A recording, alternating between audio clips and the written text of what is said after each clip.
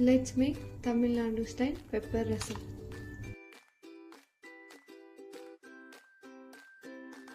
2 tablespoons జీరా, garlic, దాని తర్వాత ఒక మిర్చి వేసుకున్నామండి.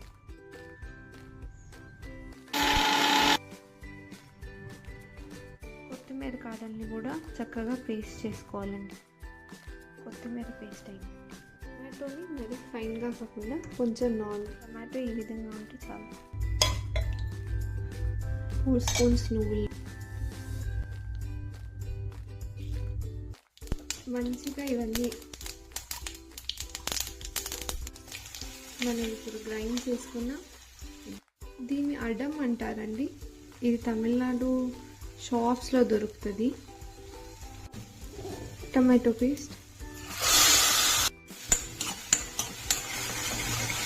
కొత్తిమీర కాడ పేస్ట్, కరివేపాకు వేసుకోండి. హై ఫ్లేమ్లో ఒక 5 to 6 minutes ఉడికించేసుకోండి. ఇప్పుడు వాటర్ వేసేసుకోండి. లో ఫ్లేమ్లో ఒక 10 minutes బాయిల్ అవ్వాలి.